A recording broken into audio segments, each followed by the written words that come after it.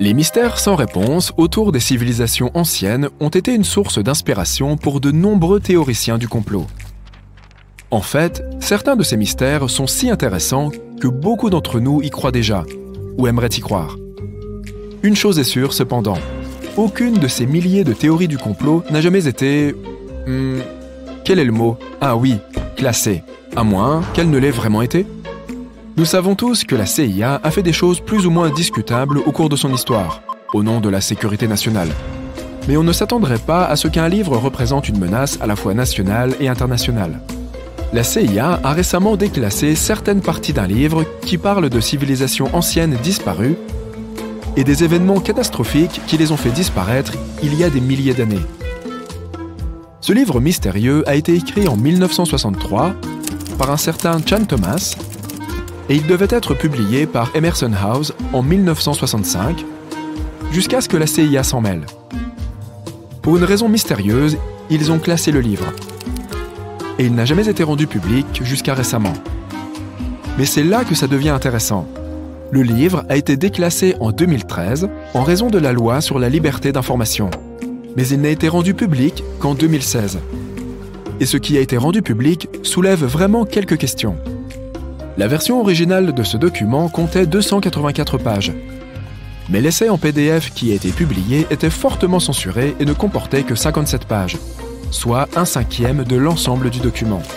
Les pages ont été éditées, avant d'être rendues publiques, de telle sorte que l'on ne remarque même pas que les autres pages sont manquantes.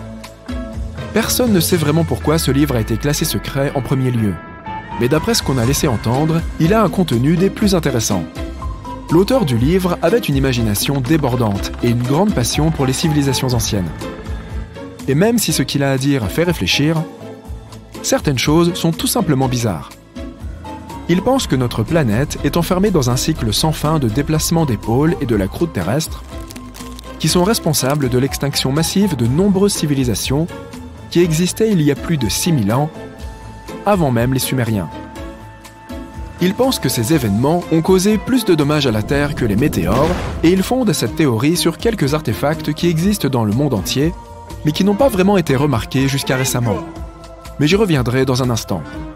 Les extinctions massives dont parle le livre comprennent la fin de la période glaciaire, lorsque d'énormes couches de glace de 3,2 km d'épaisseur ont disparu d'Europe du Nord, d'Amérique du Nord et du Canada, entraînant l'extinction de centaines d'espèces.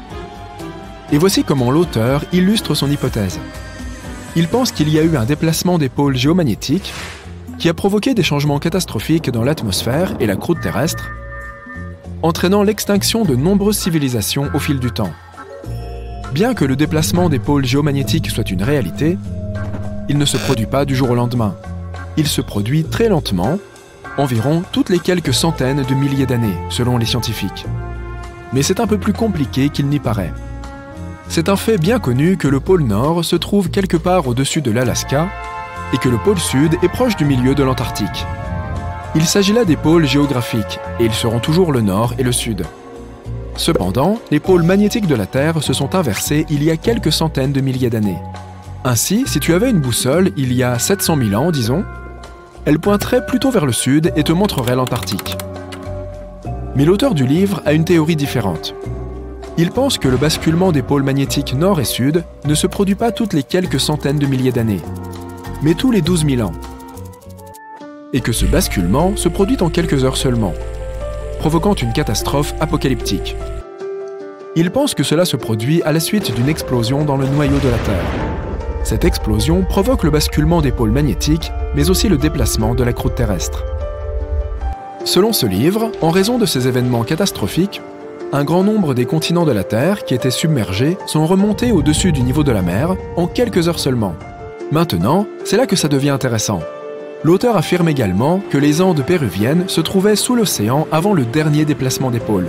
Et même si cela semble tiré par les cheveux, puisque les Andes se trouvent à environ 6700 mètres au-dessus du niveau de la mer, des preuves ont été apportées à la fin des années 80 pour étayer cette affirmation. Les scientifiques ont trouvé des os de baleines et des fossiles vieux de plusieurs millions d'années au sommet des Andes et des montagnes de l'Himalaya. Il est également suggéré dans le livre que le gel profond que la Terre a subi au cours du Trias récent a provoqué la perturbation du Gulf Stream. des mammouths gelés ont été retrouvés piégés dans des blocs de glace, avec de la nourriture encore dans la bouche. Il s'agit là d'un véritable mystère, car ils étaient rompus au froid glacial. Et ils faisaient partie des rares animaux qui pouvaient vraiment survivre à l'ère glaciaire. Alors, qu'est-ce qui a pu les faire geler si rapidement? Ouais, de quoi se gratter la tête, pas vrai? Le document décrit également la grande pyramide de Gizeh comme une véritable énigme. La pyramide de Gizeh est composée de 2,5 millions de blocs de pierre, placés les uns sur les autres avec une grande précision. Elle mesure près de 230 mètres de large et plus de 137 mètres de haut. À ce jour, nous ne sommes toujours pas en mesure d'expliquer comment elle a été construite, et il est également difficile de comprendre sa conception interne.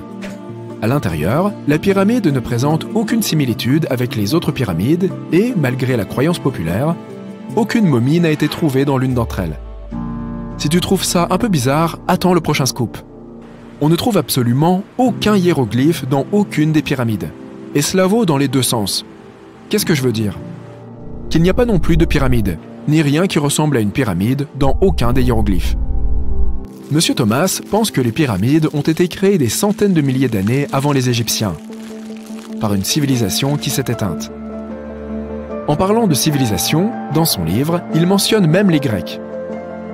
Il affirme qu'en Grèce, il existait une autre ancienne race d'humains qui s'est également éteinte. Il affirme qu'ils étaient extrêmement grands, aux yeux bleus et aux cheveux blonds, et qu'ils avaient accès à des technologies avancées que les Grecs ne pouvaient même pas connaître à leur apogée. Avant de nous éloigner des blocs de pierre, parlons d'un autre mystère. Le temple de Bacchus, à Baalbek au Liban, et ses gigantesques blocs de fondation. Ces pierres, qui constituaient Héliopolis, ont également été utilisées pour le temple de Rome. Les fondations des temples sont faites de pierres trilithes de 900 tonnes. Et, selon l'auteur, c'est la preuve qu'il devrait exister une ancienne civilisation perdue avec une technologie plus qu'avancée. La plupart des archéologues affirment que ces pierres ont été taillées par les Romains. Cependant, il n'y a aucune preuve pour étayer cela. Les Romains n'avaient pas l'équipement technologique pour fabriquer de telles pierres ou les soulever. Tu peux donc te demander, et s'ils les avaient simplement façonnées sur place? Eh bien, ces pierres ont également été soulevées à 9 mètres de haut et ont été placées les unes à côté des autres avec une précision mathématique. Et n'oublions pas les blocs au sommet d'Héliopolis, qui pèsent environ 800 tonnes chacun. Mais attends d'entendre la meilleure. Les Romains ne revendiquent même pas le mérite de ces mégalithes. Ils prétendent avoir bien construit les côtés, mais ils ne s'attribuent aucun éloge pour ces pierres de fondation extraordinairement grandes et lourdes. L'auteur fait également une remarque intéressante sur la distance entre la capitale romaine et Baalbek au Liban. Pourquoi les Romains auraient-ils flanqué les plus grandes pierres monolithiques du monde dans une région aussi éloignée de leur capitale, sans jamais s'en attribuer le mérite? Eh bien, les amis, c'est un grand mystère pour moi. Passons maintenant à l'énigme la plus intrigante. L'île de Pâques, qui se trouve au milieu de l'océan Pacifique. L'auteur se demande comment les gens ont pu la trouver, ou même s'installer sur une île aussi éloignée il y a si longtemps. L'un des symboles de l'île de Pâques sont les statues Moai, et le mystère entourant qui elles pourraient bien représenter et pourquoi. Une question encore plus importante est de savoir comment elles ont été créées, puis déplacées et positionnées aux endroits où elles se trouvent. Selon ce document déclassé, l'île de Pâques faisait partie d'un continent aujourd'hui perdu, appelé Mu. Et elle a été engloutie dans l'océan Pacifique lors d'un cataclysme qui s'est produit pendant l'un de ses déplacements des pôles. Le continent de Mu, selon le livre, était aussi grand que l'Amérique du Sud, et ce que nous appelons maintenant l'île de Pâques est tout ce qu'il reste de ce continent. L'auteur pense également que c'est ce qui s'est passé avec la cité perdue de l'Atlantide. Platon est même cité à ce sujet, affirmant que toute la cité atlante a sombré plusieurs kilomètres sous les flots en un seul jour. Même si cette histoire semble tout à fait intrigante et présente des points fascinants, nous savons que, scientifiquement parlant, un déplacement cataclysmique des pôles, entraînant l'extinction de civilisations entières, n'est tout simplement pas possible. Des objets étranges et incroyables sont parfois découverts, mais comprendre tout ce que manigançaient nos ancêtres peut s'avérer assez difficile, surtout quand tout ce que vous avez, ce sont quelques tessons de poterie et des peintures rupestres. Il n'est donc pas si surprenant que même les experts en blouse blanche commettent parfois quelques erreurs. Mais ce n'est pas qu'une question de vaisselle poussiéreuse et de gros cailloux. Parfois, on trouve carrément des restes humains à la tête énorme. Alors, attrapez votre matériel de fouille et retournons dans les temps anciens pour découvrir des sociétés incroyables que les chercheurs ne parviennent toujours pas à expliquer. La Sardaigne peut sembler idyllique aujourd'hui, mais pour être honnête, je n'aurais vraiment pas voulu la visiter il y a 3000 ans. Certaines rumeurs prétendent que d'horribles géants erraient sur cette île à l'époque. On évoque même la découverte de squelettes humains de plus de 4 mètres de haut, bien que personne n'ait jamais apporté de preuves concrètes. Mais ces histoires soulèvent quand même quelques questions, car des choses étranges se sont certainement produites là-bas. En 1974, plus de 5000 fragments d'artefacts en pierre ont été retrouvés dans une partie de l'île, appelée Mont Prama. Mais au lieu d'être exposés dans un musée, on les a enfermés dans un coffre-fort souterrain pendant près de 30 ans. Cela semble un peu suspect, n'est-ce pas? Lorsqu'ils ont finalement été déplacés en 2005, les scientifiques ont rassemblé les pièces du puzzle pour révéler les statues de 38 géants, chacun mesurant 2,40 mètres de haut. Pas aussi grands que nos squelettes légendaires, mais tout de même assez massifs. On pense que ces statues ont été façonnées par la culture nuragique qui peuplait cette île il y a bien longtemps. En plus de ces statues, ils ont également érigé plus de 8000 structures de pierre. Peut-être que le peuple des Nurags n'était pas eux-mêmes des géants, mais ils aimaient clairement voir les choses en grand.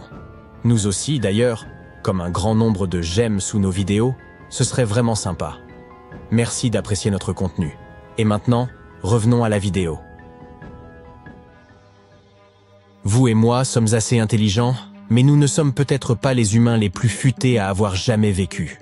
En fait, nous ne sommes peut-être même pas l'espèce la plus intelligente. Depuis 1913, des restes de crânes retrouvés en Afrique du Sud ont suggéré l'existence d'un concurrent potentiellement plus intelligent que nous, baptisé l'homme de Boskop.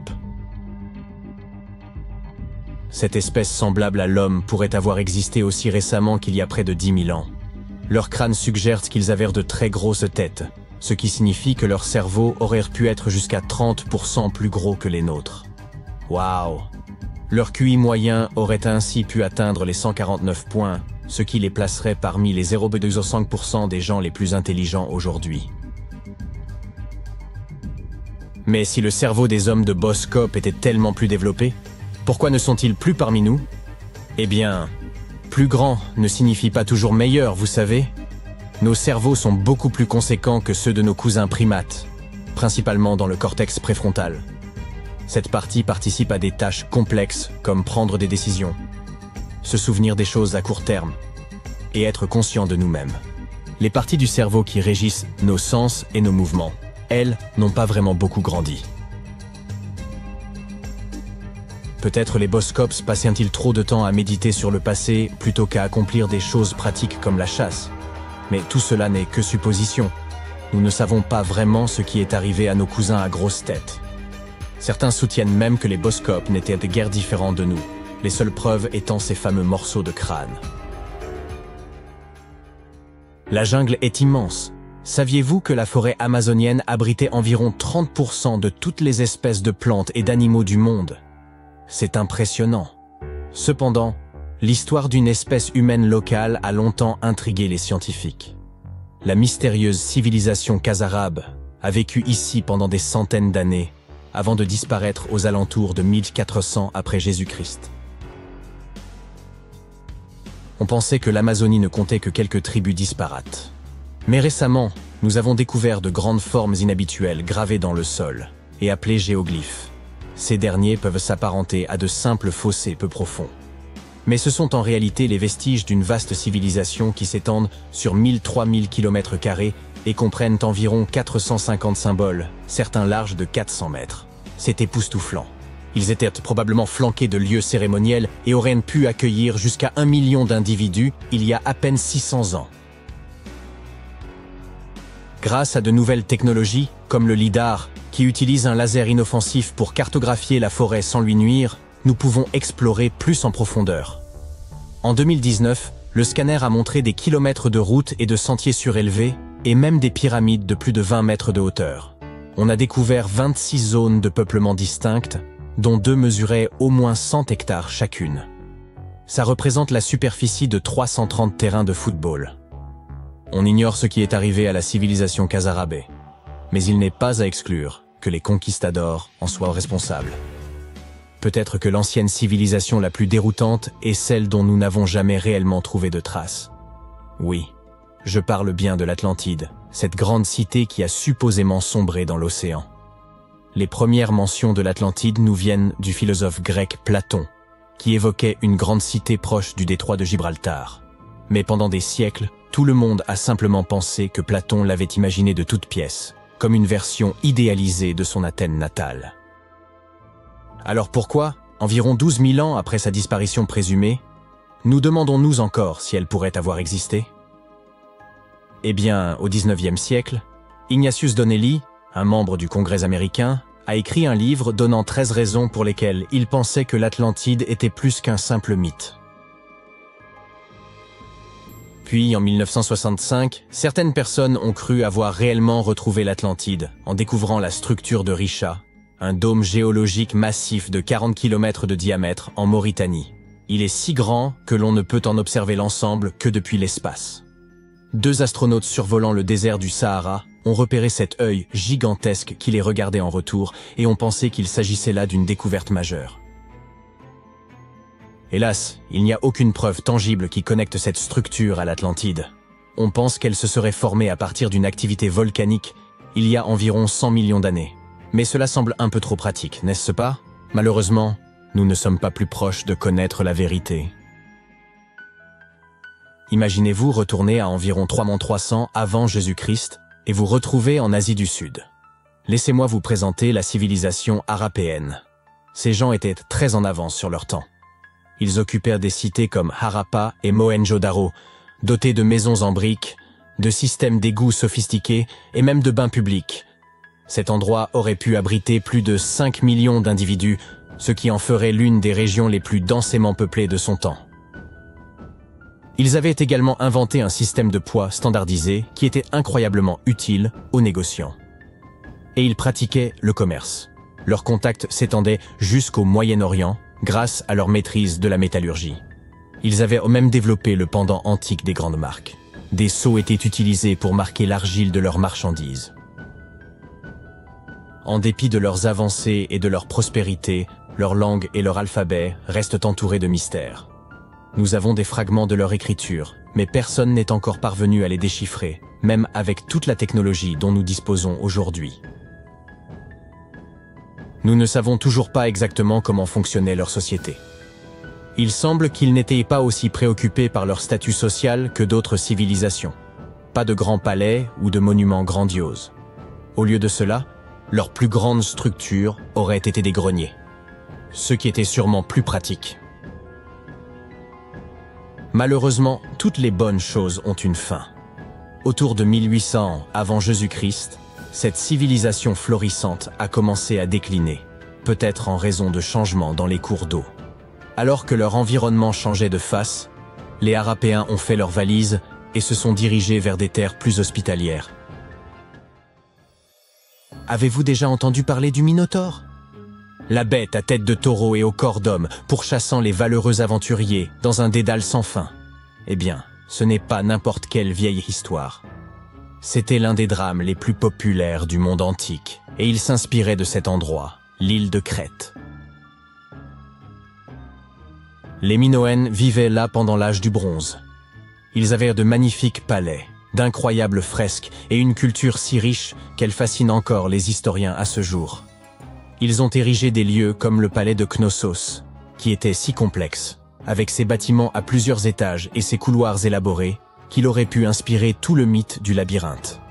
Leur ingénierie était tellement en avance sur son temps que même leur système d'évacuation était plus avancé que ce dont beaucoup d'entre nous disposent aujourd'hui. L'histoire du Minotaure a également inspiré la trilogie Hunger Games. L'idée d'envoyer des héros pour combattre découle directement des prisonniers envoyés en tribu pour affronter le Minotaure.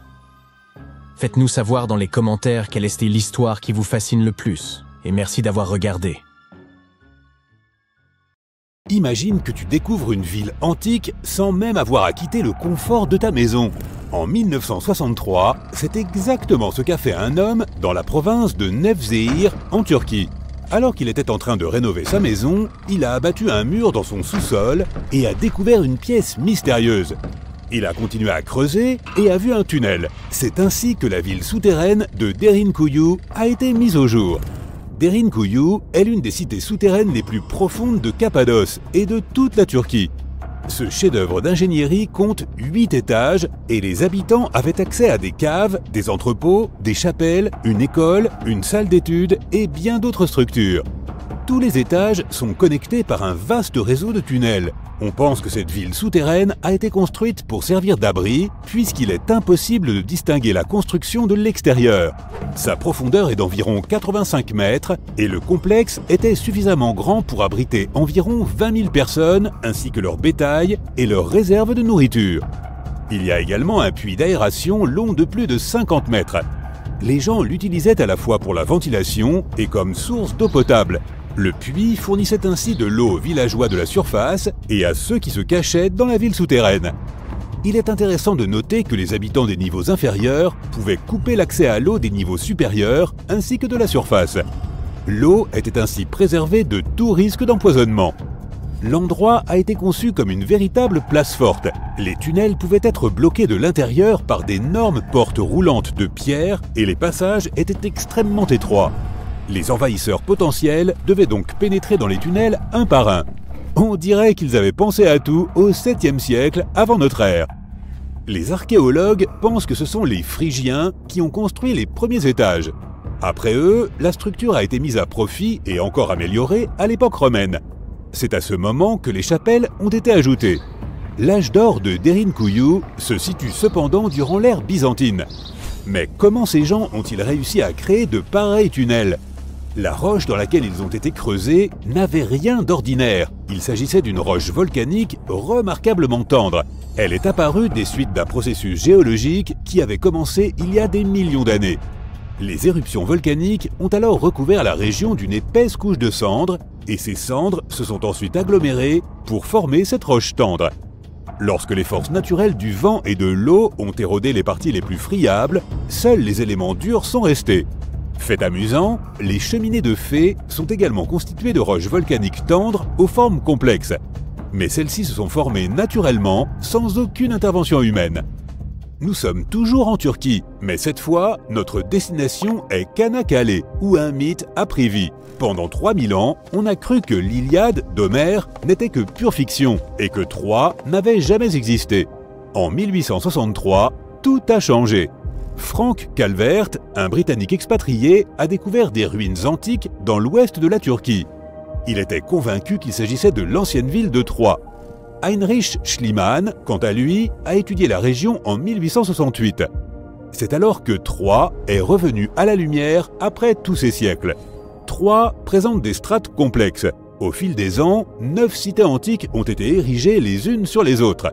Selon les historiens, la région occupait une position stratégique entre l'Europe et l'Asie, ce qui lui a permis de devenir un centre commercial et culturel prospère.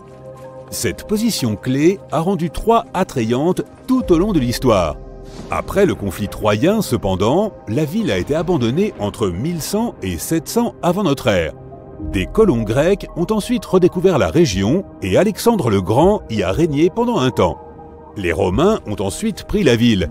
Et en parlant de son histoire, la première chose que l'on voit en visitant le site est une réplique du cheval de Troie, faite de bois, provenant du film tourné en 2004. Notre prochain arrêt est la ville de Lothal. Dans les années 1950, Lothal et plusieurs autres sites arapéens ont été retrouvés en Inde. Ces provinces ont repoussé les limites connues de la civilisation de la vallée de l'Indus. Lothal était une partie importante de la civilisation arapéenne. Elle possédait de vastes champs de coton et de riz. De plus, il s'y trouvait une manufacture de bijoux perlés, fabriqués à partir de pierres semi-précieuses comme l'agate. Beaucoup de ces perles ont été retrouvées plus tard en Mésopotamie, ce qui prouve que Lothal était un port commercial prospère. Les archéologues pensent que la ville faisait partie d'une ancienne route commerciale. Des traces d'agriculture? Oui. Des traces de commerce? Absolument. Et quoi d'autre? Des vestiges de bâtiments résidentiels, de rues, de trottoirs et d'égouts. Un véritable plan d'aménagement et un exemple frappant des débuts de l'urbanisme. La ville était fort bien conçue et il s'y trouvait même des maisons complexes. Certaines d'entre elles comptaient jusqu'à 6 pièces, des salles de bain, une grande cour et même une véranda. L'Otal possédait également le plus ancien port connu au monde. Il reliait la ville au fleuve Sabarmati et à sa route commerciale.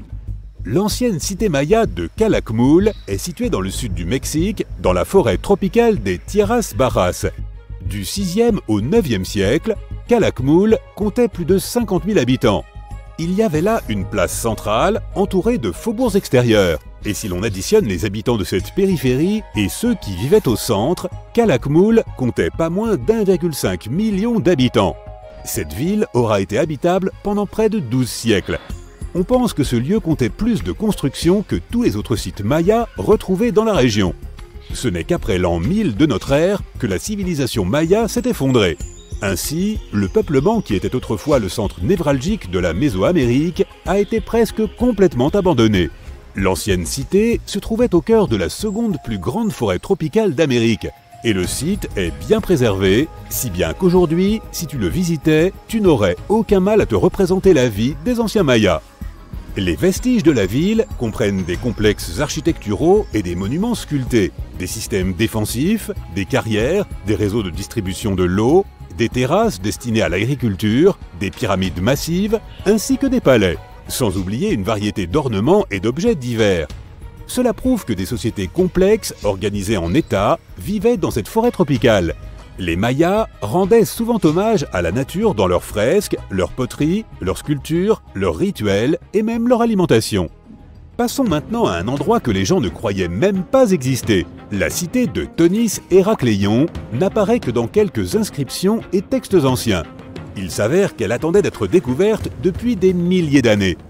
Les scientifiques ont fouillé la majeure partie de la côte égyptienne. C'est alors que l'archéologue Franck Gaudiot et son équipe ont détecté un visage colossal qui les regardait depuis le fond marin. La cité antique d'Héracléion a été découverte complètement submergée à 6 km des côtes d'Alexandrie. Dans les ruines de la cité perdue se trouvaient 64 navires, 700 ancres et un monceau de pièces d'or. Les archéologues considèrent que les vestiges du temple, flanqués d'une statue de 5 mètres de haut, sont les découvertes les plus importantes de cette expédition. Il y a longtemps, la cité organisait des cérémonies et des fêtes dans le temple d'Amon. Les ruines et les objets retrouvés sont faits de granit et de diorite et sont donc restés en bon état, même après avoir été au contact de l'eau pendant des siècles.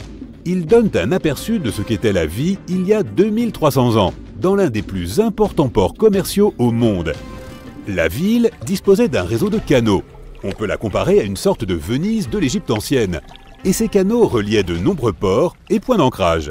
Des tours, des temples, des maisons et d'autres structures étaient également connectés par des ponts. Tonis Héracléion était le principal comptoir du pays pour le commerce et la collecte d'impôts. Personne ne sait vraiment comment la ville s'est retrouvée submergée, mais les archéologues l'attribuent à des causes naturelles. À la fin du IIe siècle avant notre ère, probablement à la suite d'une inondation, Héracléion a été recouverte d'eau. C'est alors qu'Alexandrie, la ville fondée par Alexandre le Grand, est devenue plus glorieuse qu'Héracléion. Avant la renommée de celle-ci, Héracléion était le principal port d'entrée en Égypte. Ainsi, après la catastrophe, de nombreux navires faisant cap sur Héracléion ont dû changer d'itinéraire pour se diriger vers Alexandrie. Héracléion a alors sombré dans l'oubli jusqu'à sa redécouverte en 1933. Mesa Verde est un parc national américain situé dans le Colorado. Ce parc représente la plus grande réserve archéologique des États-Unis, avec plus de 5000 sites, dont 600 habitations à flanc de falaise. Mesa Verde signifie « la table verte » en espagnol. Elle doit ce nom à la forme des montagnes de la région, avec leurs sommets plats et leurs flancs abrupts. Le parc est un site archéologique de l'ancien peuple des Anasazi.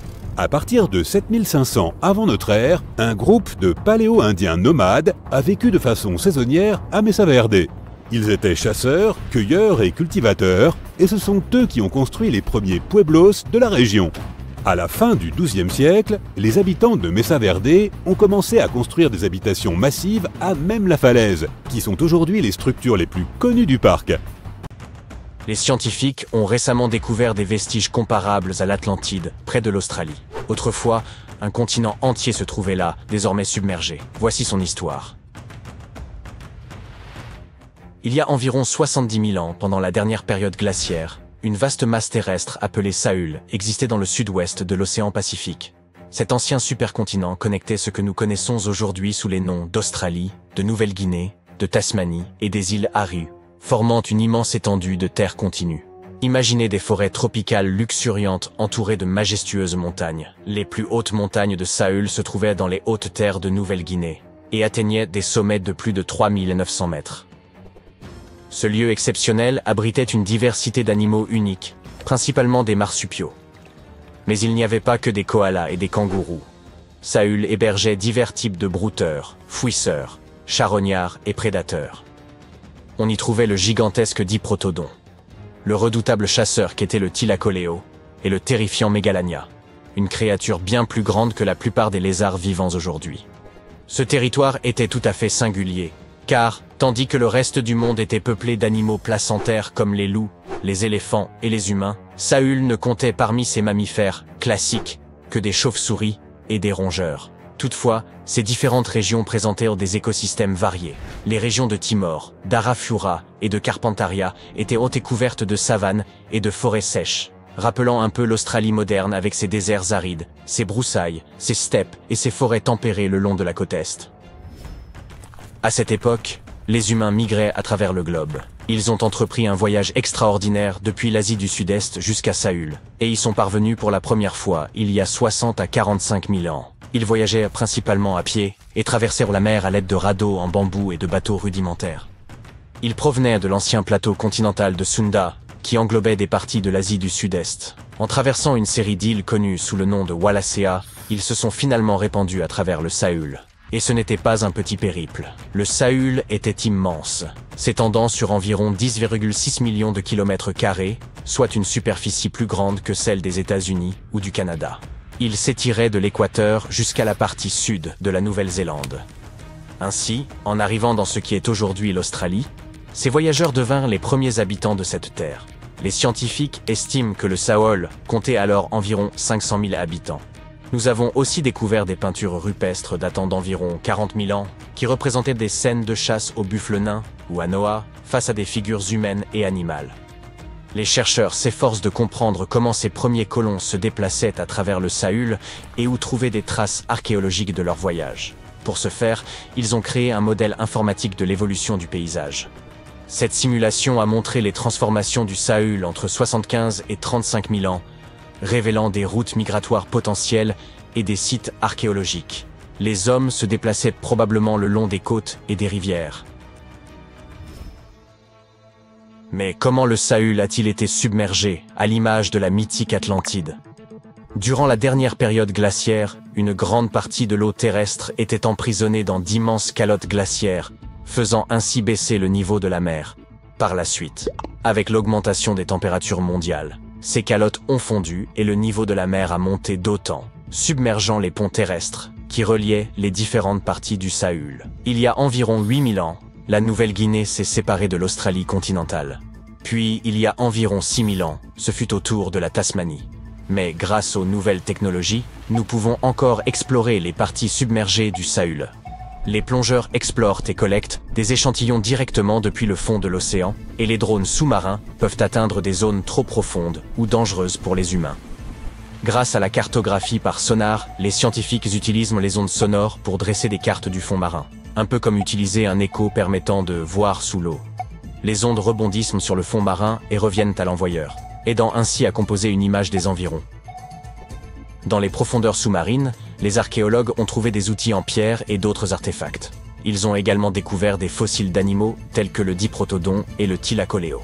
En étudiant le terrain submergé de Saül, ils ont mis en évidence l'existence de rivières, de lacs et de côtes datant de la période glaciaire. Mais pour autant, Saül n'est pas le seul continent submergé au monde. Ce n'est même pas le seul trésor caché de l'Asie du Sud-Est. Prenez le Sundaland, une région composée de Sumatra, Java, Bornéo et quelques autres îles. Cet endroit était gigantesque durant l'ère glaciaire, mais aujourd'hui, il est presque entièrement submergé. presque, mais pas totalement. Les parties émergées grouillent encore de vie. Si vous aimez les oiseaux, visitez donc cet endroit. Il abrite près d'1/5 des espèces d'oiseaux du monde. On peut y apercevoir des oiseaux colorés comme l'aigle de Java et les tourneaux de Bali au sein des forêts luxuriantes.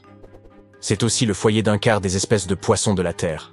Les eaux du Sundaland sont un havre pour la vie marine, même pour les plus exotiques, comme les arowanas asiatiques. C'est aussi une véritable mine d'or en matière de fleurs. C'est là que l'on peut trouver la Rafflesia et le titan Arum, les plus grandes fleurs au monde. Cela la rend très similaire au continent de Zélandia. Il s'agit d'une longue et étroite bande de terre, mesurant la moitié de la taille de l'Australie et qui s'est détachée de l'Antarctique il y a environ 100 millions d'années. Tout comme le Sundaland, elle n'est pas entièrement submergée. 7% de sa surface reste au-dessus du niveau de la mer. Ce fragment émergé est ce que nous appelons aujourd'hui la Nouvelle-Zélande, ainsi que l'île Stewart et quelques petites îles. Ces morceaux de Zélandia sont tempérés et luxuriants. Ils regorgent de volcans, de chaînes de montagnes, de magnifiques geysers naturels et de sources chaudes. Les Maoris utilisent ces dernières pour cuisiner. Ils placent du maïs, des œufs et des légumes dans des paniers et les plongent directement dans les sources thermales. Parfois, ils cuisinent également dans un four creusé et rempli de pierres chauffées. Un autre monde perdu est connu sous le nom d'Argoland. Cette mystérieuse masse terrestre faisait autrefois partie de l'Australie, à l'époque des dinosaures, et elle a intrigué les scientifiques pendant des décennies. On soupçonnait son existence car il a laissé une immense étendue sur les fonds marins, la plaine abyssale d'Argo. Il y a environ 155 millions d'années, l'Argolan s'est détaché de l'Australie et a dérivé vers le nord. Puis, lorsqu'il a atteint l'Asie du Sud-Est, il a tout simplement disparu. Les scientifiques n'avaient aucune idée de l'endroit où il avait pu passer. Mais récemment, ils ont finalement retrouvé sa trace. Il se trouve que les parties inférieures du malheureux Argoland ont commencé à sombrer dans la fosse de la sonde, un abîme océanique terriblement profond. La croûte terrestre a coulé dans le manteau, et pendant ce temps, les parties supérieures d'Argolan ont été poussées vers le haut, intégrant des roches plus jeunes à la surface. À cause de cela, Argolan s'est disloqué en plusieurs fragments plus petits. Ces derniers ont formé des parties de Bornéo, Java, Célèbes et d'autres régions. Le reste est profondément enfoui sous l'Indonésie et la Birmanie. Imaginez une masse terrestre colossale de la taille du Groenland, le Grand Adria. Son voyage a débuté il y a environ 240 millions d'années lorsqu'il s'est détaché du supercontinent de Gondwana.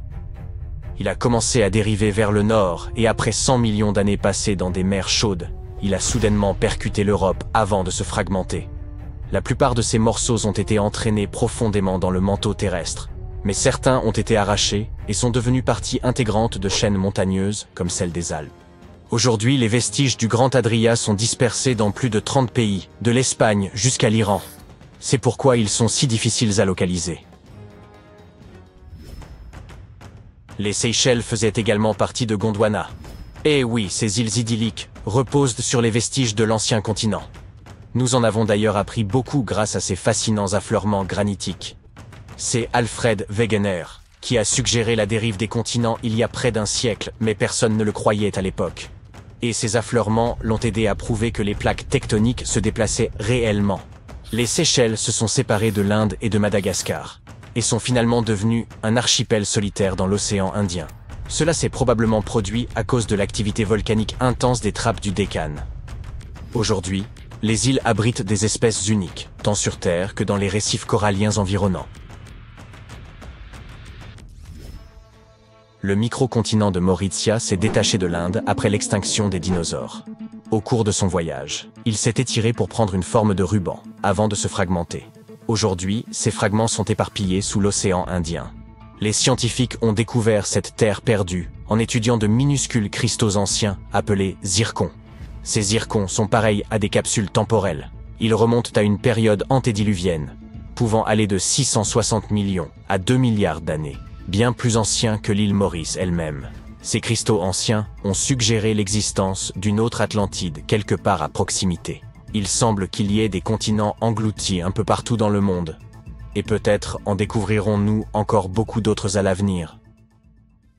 Vous êtes égaré au plus profond des jungles de la péninsule du Yucatan, au Mexique. Des sons mystérieux résonnent autour de vous, et pour couronner le tout, le crépuscule s'installe peu à peu. Bientôt, vous vous retrouverez seul en plein cœur d'une forêt tropicale inexplorée. Il faut bien admettre qu'entreprendre la quête d'Eldorado en solitaire n'était pas l'idée la plus brillante. Vous continuez d'avancer aussi rapidement que possible, lorsque soudain, attendez. Que distinguez-vous là-bas? Ça ressemble à d'imposants escaliers de pierre. Tout cela n'a rien de naturel, alors vous saisissez votre appareil pour le prendre en photo. Peut-être n'avez-vous pas déniché l'or, mais vous avez peut-être mis au jour une découverte inestimable. Félicitations, vous venez de découvrir Okomtun, une cité maya oubliée depuis des siècles. Dissimulée à une 60aine de kilomètres au cœur de la jungle, son nom se traduit littéralement par « colonne de pierre ». La pierre devait être prisée à l'époque, car ses bâtisseurs l'ont abondamment employée pour ériger leurs pyramides, leurs habitations et même leurs terrains de jeux de balles. Si vous pensiez que les Européens détenaient l'exclusivité du ballon rond, détrompez-vous. Les Mayas étaient de fervents amateurs de ces jeux, qu'ils pratiquaient pour le plaisir et la compétition. Okomtun s'inscrit dans une série d'autres cités mayas autrefois perdues, qui sont désormais redécouvertes grâce aux avancées technologiques actuelles. Nous aborderons les autres dans un moment. La caractéristique la plus étonnante de celle-ci est sans doute son emplacement au milieu de zones marécageuses, ce qui explique pourquoi elle fut construite sur un terrain surélevé. Cette ville, d'une envergure monumentale, s'étendait sur plus de 50 hectares, soit l'équivalent de 90 terrains de football juxtaposés.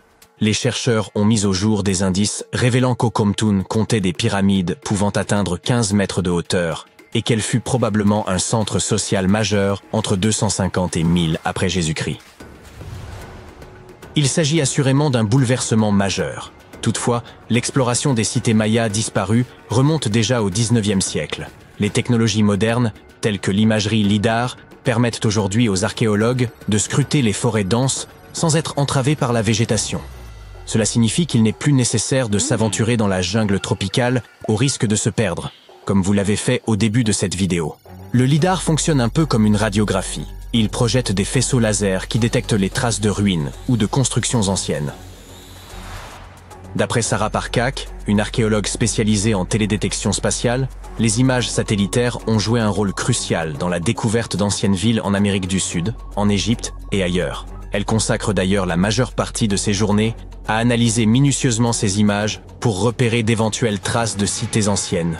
Selon elle, les ruines sont souvent enfouies sous la végétation, la terre ou le sable, rendant leur identification particulièrement complexe. Cependant, grâce à ces outils remarquables, les chercheurs ont également découvert d'anciennes chaussées mayas qui parcouraient les anciens territoires de cette civilisation. Admirez donc ces anciens passages. Nous sommes davantage habitués à voir de telles ruines dans des pays du vieux continent. Mais imaginez des routes de 40 mètres de large, blanchies à la chaux, pour guider les voyageurs dans l'obscurité. Les scientifiques ont récemment mis au jour un réseau de plus de 170 km de ces voies qu'ils estiment antérieures aux premières routes mayas officiellement répertoriées jusqu'à présent. Ces routes, qui traversaient mais parfois des terrains marécageux et étaient même surélevées par endroits, sont aujourd'hui qualifiées de première super autoroute du monde. Bien qu'aucun indice de traction animale n'ait été retrouvé, il est probable que les Mayas les aient utilisés pour se déplacer au sein d'un réseau, pouvant compter jusqu'à 964 peuplements. Construites sous la forme d'une vaste toile d'araignée, ces chaussées, d'après les informations recueillies par les archéologues, servaient à former un système étendu d'échanges économiques et sociaux entre les différentes cités. Cette découverte remet complètement en question l'idée selon laquelle la période préclassique maya, qui remonte à 2000 ans avant notre ère, se limitait à de petits villages tribaux. Imaginez l'ampleur des ressources humaines et l'expertise en ingénierie qu'il a fallu mobiliser pour ériger ces immenses voies blanches. Les archéologues pensent que la construction de ces voies suivait un processus similaire à celui utilisé pour les pyramides, un amalgame de boue et de pierres de carrière, complété par plusieurs couches de calcaire pour leur donner cette teinte éclatante. Assez impressionnant, n'est-ce pas ? Prenons cependant un peu de recul pour mieux comprendre le contexte. Les Mayas représentèrent l'une des plus vastes civilisations précolombiennes des Amériques. Jusqu'à présent, les spécialistes estimaient qu'à son apogée, la civilisation maya comprenait plus de 40 cités, regroupant des millions d'habitants. C'est une population considérable. Leur empire s'étendait de la péninsule mexicaine du Yucatan jusqu'au Guatemala et au Belize, avec une économie fondée principalement sur l'agriculture. Toutefois, la péninsule présentait un environnement particulièrement hostile pour la culture. Les Mayas ont donc dû concevoir des systèmes d'irrigation sophistiqués dans la plupart de leurs cités. Outre la construction de pyramides, de bâtiments cérémoniels et de places, ils ont aussi développé un système astronomique à nul autre pareil. Grâce aux anciennes technologies dont ils disposaient, ils étaient en mesure de prédire avec précision la position de planètes comme Vénus et Mars, ainsi que les dates exactes des éclipses. Si vous n'avez jamais vu d'exemple de cité maya ancienne, voici Tikal. Située au cœur de la jungle guatémaltèque, Tikal est réputée pour avoir été la capitale d'un ancien État maya conquérant. À son apogée, cette ville était aussi influente que des métropoles comme Londres ou New York le sont aujourd'hui. Elle est composée d'un ensemble de monuments complexes, dont l'Acropole Nord, l'un des plus anciens de Tikal. Façonnée exclusivement par des mains humaines vers 350 avant notre ère, elle servait de sépulture aux rois et aux dignitaires. Les monuments, pouvant atteindre jusqu'à 60 mètres de hauteur, étaient autrefois ornés d'une splendide peinture rouge, une couleur chère aux Mayas. Mais de nos jours, il ne reste que la pierre calcaire exposée. Chichén Itzá, quant à elle, abrite l'une des pyramides les mieux conservées au monde. Située dans l'état du Yucatan, cette ville maya remonte à plus de 1500 ans. À son apogée, elle comptait environ 35 000 habitants et s'étendait sur une superficie de 10 km². Le site est dominé par El Castillo, un majestueux temple pyramidal de 24 mètres de haut. Ce qui le distingue particulièrement, ce sont les 91 marches de chacune de ses 4 faces qui, en y ajoutant la plateforme supérieure, totalisent 365 marches, correspondant au nombre de jours de l'année solaire. Il est évident que c'était une civilisation de grande ampleur, n'est-ce pas? C'est d'ailleurs pour cette raison que le mystère de son déclin reste si difficile à élucider. Les indices relatant l'effondrement de cet empire autrefois puissant sont rares. Quelle en aurait été la cause? Une sécheresse dévastatrice peut-être? Des recherches menées en 2017 ont apporté quelques éléments nouveaux susceptibles d'éclaircir ce mystère. À partir des données recueillies sur le site de Ceibal, au sud-ouest de Tikal, les chercheurs ont examiné les résultats des analyses de radiocarbone, ainsi que les découvertes issues des fouilles archéologiques et des céramiques, pour obtenir de nouvelles informations sur le déclin inattendu de cette grande civilisation.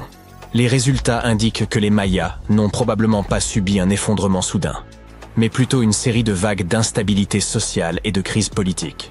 Ces bouleversements auraient entraîné la dégradation des centres urbains et amorcé la dispersion de la population maya. Il reste néanmoins difficile de déterminer avec précision les causes exactes de ce déclin. Cela dit, de récentes découvertes apportent un éclairage important sur l'histoire de l'humanité, touchant non seulement l'Empire Maya, mais aussi d'autres civilisations disparues d'Amérique du Sud. Une découverte majeure au Brésil, réalisée grâce à l'imagerie satellitaire, suscite également la stupeur des scientifiques. Des images prises à proximité du rio Xingu, dans la région amazonienne, suggèrent que des villes peuplées de millions de personnes auraient pu exister au cœur de la jungle, bien avant l'émergence de notre civilisation moderne. Si cela ne vous surprend pas, difficile de dire ce qui le ferait. Des images satellites ont également révélé un réseau de tranchées datant de 200 à 1200 après Jésus-Christ, au sein de la forêt bolivienne. Ces traces suggèrent la présence de communautés pouvant abriter environ 60 000 personnes au cœur de la jungle. Lorsque des chercheurs de l'Université de Floride se sont rendus sur le terrain pour vérifier les données satellitaires, ils ont eu la surprise de découvrir plusieurs monticules, accompagnés de fossés et de géoglyphes. Les archéologues ont aussi mis au jour des vestiges de murs soigneusement élaborés, organisés autour de places et rappelant les constructions typiques des anciens Mayas.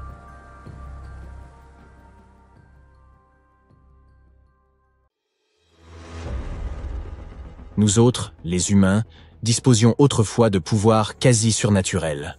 Mais ils ont tous disparu depuis bien longtemps, car de telles aptitudes sont devenues inutiles. De sorte que l'évolution nous en a débarrassés. Par exemple, l'une de ses capacités était le sommeil d'hibernation. Oui, cela ne semble pas aussi stylé que la téléportation ou le pouvoir de voler. Mais dans notre monde moderne, cela pourrait être fort utile.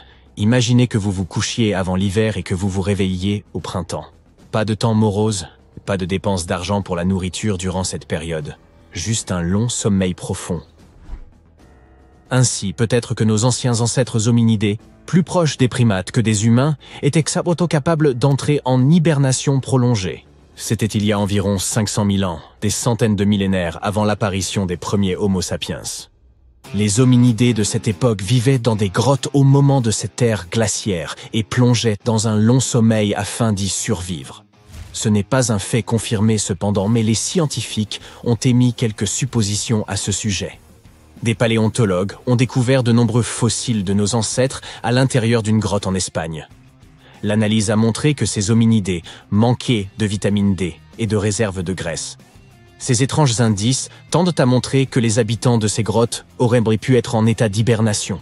Peut-être que leur métabolisme ralentissait et que leurs réserves de graisse et de vitamines s'amenuisaient peu à peu pour permettre leur survie pendant ce long sommeil. Bien sûr, une telle capacité pourrait être utile dans le monde moderne, mais elle présente aussi plusieurs inconvénients. Prenons l'exemple des ours et des problèmes qu'ils peuvent rencontrer pendant l'hibernation. Des processus métaboliques uniques permettent ce long sommeil. Mais si ces processus sont perturbés, alors après s'être réveillé, l'ours peut tomber gravement malade. Cela peut arriver à cause d'une quantité insuffisante de graisse et de réserves alimentaires. Une autre capacité du passé pourrait aider l'homme moderne à économiser une fortune. Cette capacité est d'avoir des dents fortes et saines. Aujourd'hui, nous avons des cliniques dentaires, des équipements de haute technologie, des centaines de types de brosses à dents et de dentifrice, des bains de bouche, et bien plus encore pour prendre soin de nos dents. Et malgré cela, nos ancêtres avaient des dents bien plus fortes et plus saines. Des mâchoires plus puissantes et des dents tranchantes leur permettaient de mastiquer les viandes les plus coriaces. Et l'immunité de la cavité buccale ne permettait pas aux bactéries de se développer. Mais ensuite, l'agriculture est apparue. Les gens ont commencé à manger des céréales. Cela a ajouté de nouvelles espèces de bactéries à leur bouche, affaibli les muscles de leur mâchoire et provoqué les premières caries. Les dents sont devenues plus fragiles, mais elles ont reçu le coup de grâce lorsque les gens ont découvert le sucre. Les sucreries ont apporté beaucoup de problèmes à notre santé bucco-dentaire. Auparavant, les dents servaient d'outils pour traiter les matériaux durs. Mais ensuite, nous avons commencé à manger des aliments tendres, des boulettes de viande et du poulet frit. Et la force des dents est devenue négligeable. L'évolution nous a privés de cela. Nos ancêtres étaient un peu plus grands, plus forts, plus agiles et plus endurants que nous. Quelques jours passés dans les plaines à chasser des mammouths équivalaient à un mois d'entraînement régulier en salle de sport. Les gens n'étaient pas obèses. Ils mangeaient des aliments naturels et étaient bâtis comme des athlètes. Mais pourquoi étaient-ils plus grands?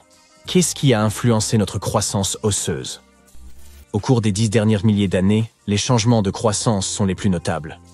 Mais cette tendance a changé en notre faveur au cours des derniers siècles, et les gens ont commencé à grandir. Il est difficile de déterminer la cause exacte de ces changements. Ce peut être la génétique, l'environnement, le mode de vie, l'alimentation, ou l'apparition des techniques modernes. Ainsi, il y a 4000 ans, les hommes de Cro-Magnon chassaient et cueillaient en Europe. Ils étaient physiquement mieux bâtis grâce à un tel mode de vie. Leurs ancêtres avaient émigré depuis l'Afrique, ce qui expliquait en partie leur grande taille. Des os plus longs étaient utiles pour s'adapter au chaud climat africain. Mais après 3000 ans, la croissance de ces hommes a fortement diminué en raison de l'arrivée d'un temps plus froid et du développement de l'agriculture.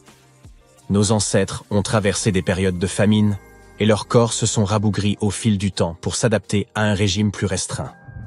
De plus, vivre au contact du bétail a provoqué l'émergence de nouvelles maladies, et tout cela a affecté l'apparence de nos ancêtres. On ne rencontre presque plus de tels problèmes à présent. Nous avons la possibilité de manger des aliments sains, de recevoir des soins médicaux et de prendre des suppléments. Tout cela nous a permis de grandir de quelques centimètres de plus. Mais un tel changement dans le corps humain reste toujours un mystère. Nous avons atteint aujourd'hui un stade de développement jamais égalé.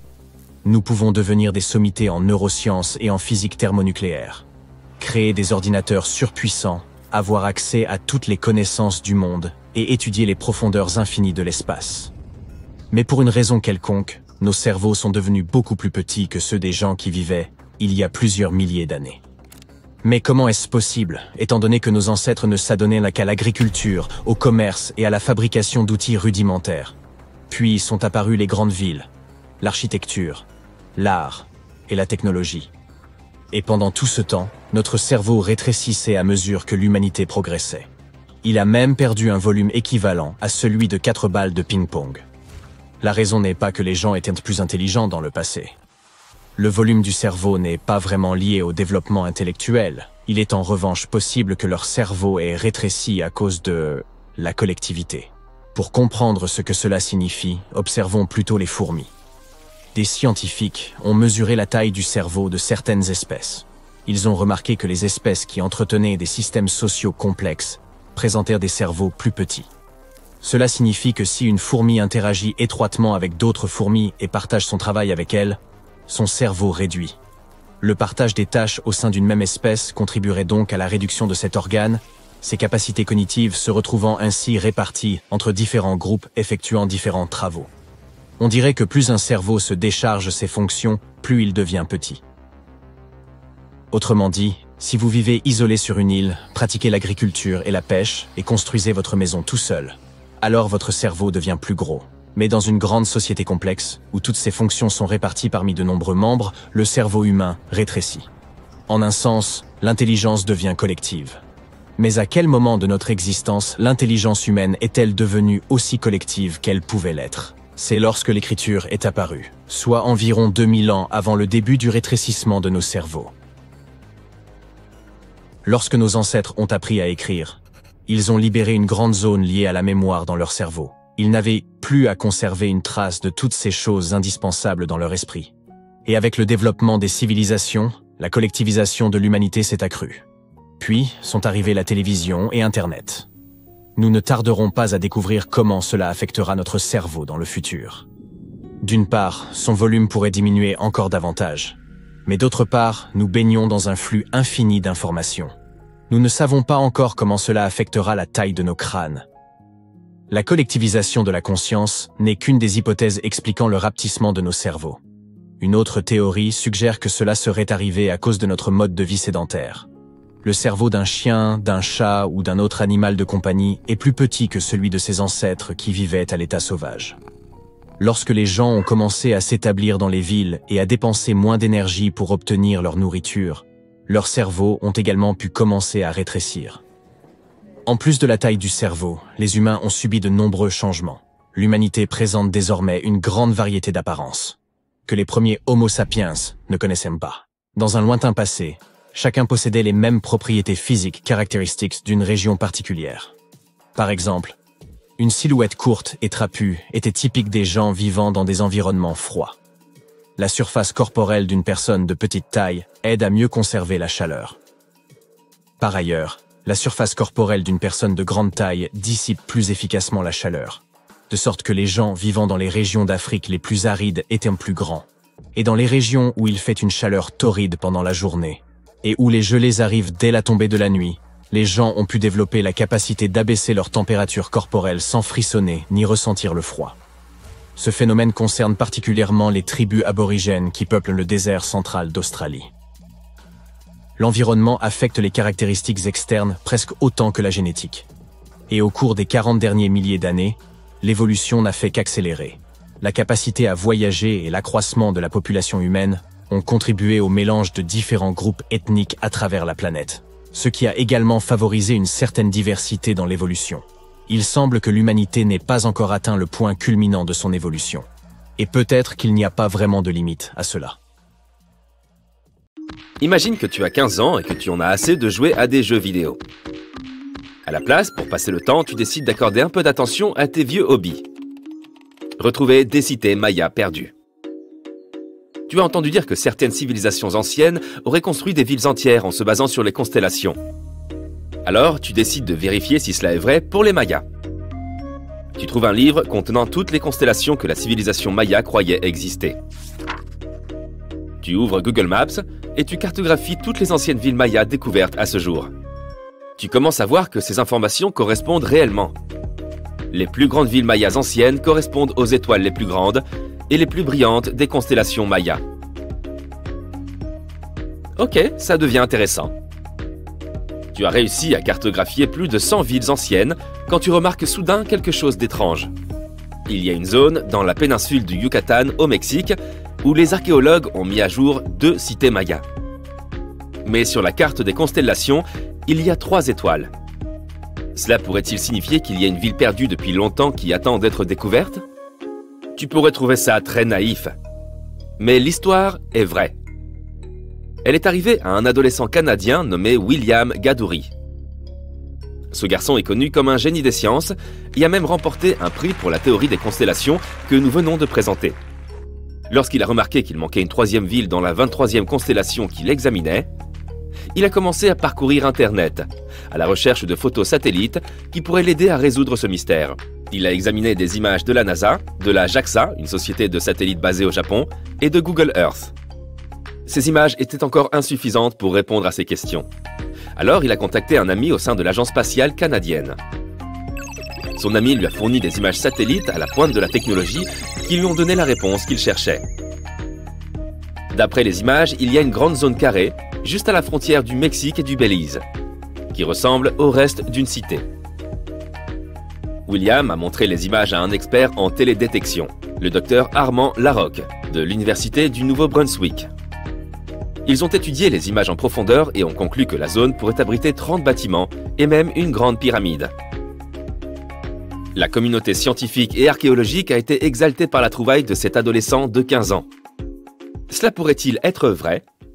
D'abord, un peu de remise en contexte. Les villes mayas perdues ont commencé à être redécouvertes au milieu du XXe siècle. Depuis, on a trouvé des ruines de villes comme Tikal, Palenque et Uxmal. Les Mayas étaient l'une des grandes civilisations précolombiennes vivant sur le continent américain. Ils ont commencé à s'installer dans la région dès 1500 avant Jésus-Christ.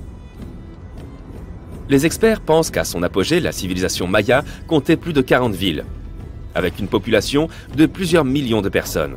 Ce qui était énorme à l'époque, et leurs villes étaient plutôt intéressantes.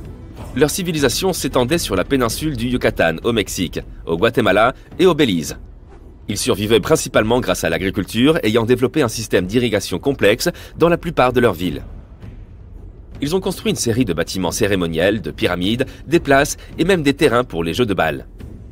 Les Mayas étaient de fervents bâtisseurs de pyramides, mais ils ont aussi développé un système astronomique avancé.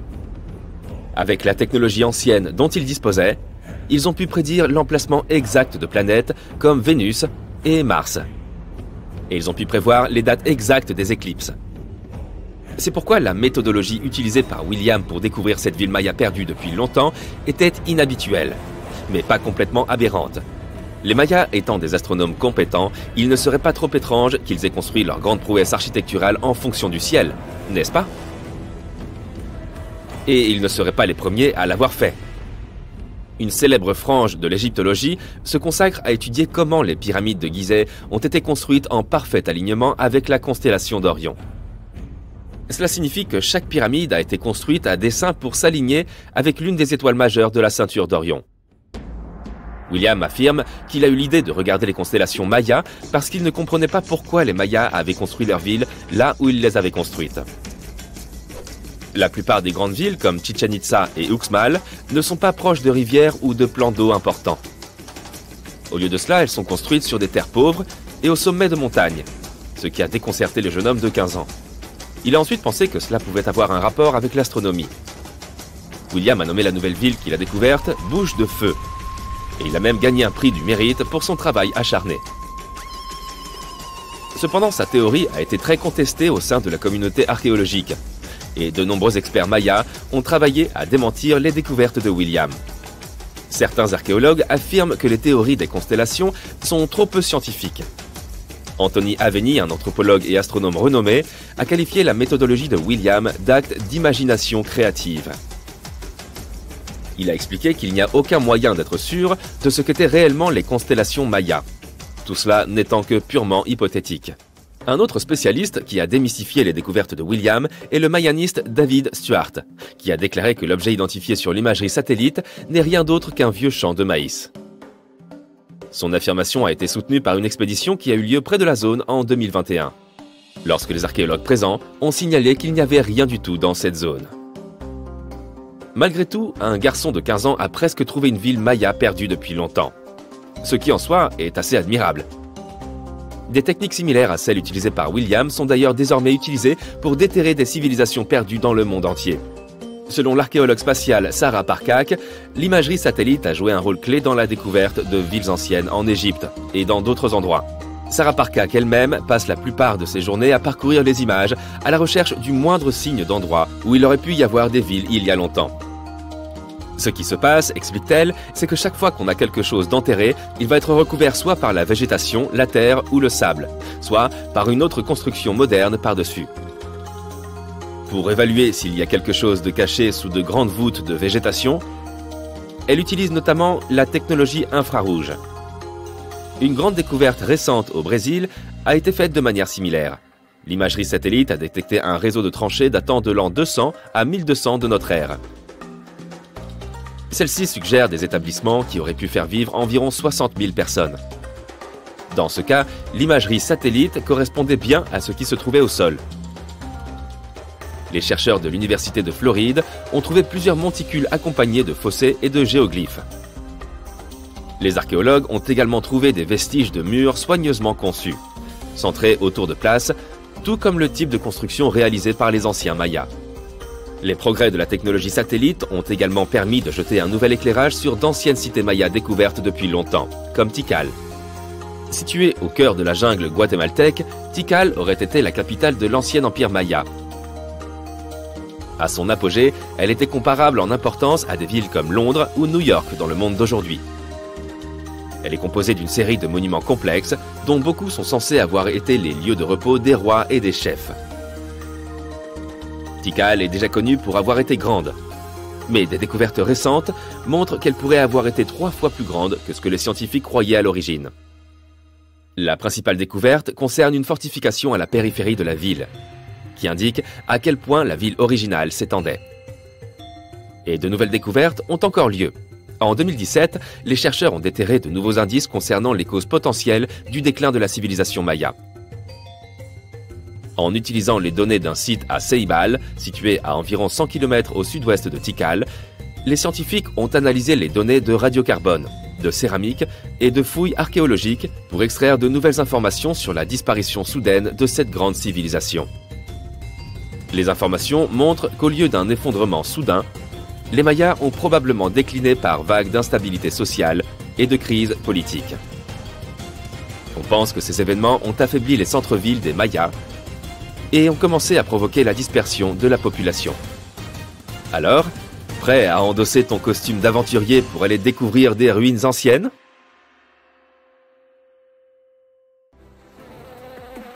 Tu cours dans la forêt nocturne pendant plus d'1 heure. Tu es plus rapide qu'un guépard. Tu n'es pas fatigué et tu n'as pas froid. Tu entends le déplacement d'une souris entre les racines d'un arbre et tu captes toutes les odeurs de la forêt. Grâce à ta vision nocturne, tu vois un oiseau dans le ciel. Tu peux rester des mois sans nourriture ni eau. Tes branchies te permettent de nager librement sous l'eau. C'est ainsi que l'évolution a créé les humains dans un monde parallèle, des organismes surperformants préparés à tout ce qu'ils pourraient rencontrer dans la nature. Dans notre monde, les choses sont un peu plus compliquées. Nous avons évolué, mais nous ne sommes pas toujours devenus plus forts. Les humains n'ont survécu que parce qu'ils se sont adaptés et ont transformé le monde qui les entoure. Un humain n'a que 32 dents. Lorsqu'elle tombe, elle ne pousse plus. Mais l'évolution ne s'arrête pas. Nos aliments sont devenus plus tendres et plus nutritifs. Tu n'as pas besoin de les mâcher pendant longtemps. Le nouveau régime alimentaire a réduit la mâchoire et agrandi le cerveau. Résultat, il n'y a plus de place pour les 4 dents les plus proches de l'articulation. On les appelle les dents de sagesse. Dans le futur, nous n'aurons que 28 dents. Et même aujourd'hui, 35% des gens n'ont pas de dents de sagesse. Homo sapiens est le seul mammifère à avoir un menton. Il s'agit de la protubérance le long du bord inférieur de la mâchoire. Même nos proches parents, les gorilles et les chimpanzés, ont la mâchoire inclinée vers l'intérieur. Les anthropologues pensent que le menton est le résultat de la réduction du visage humain. Peut-être que dans le passé, le menton soutenait notre puissante mâchoire et renforçait notre force.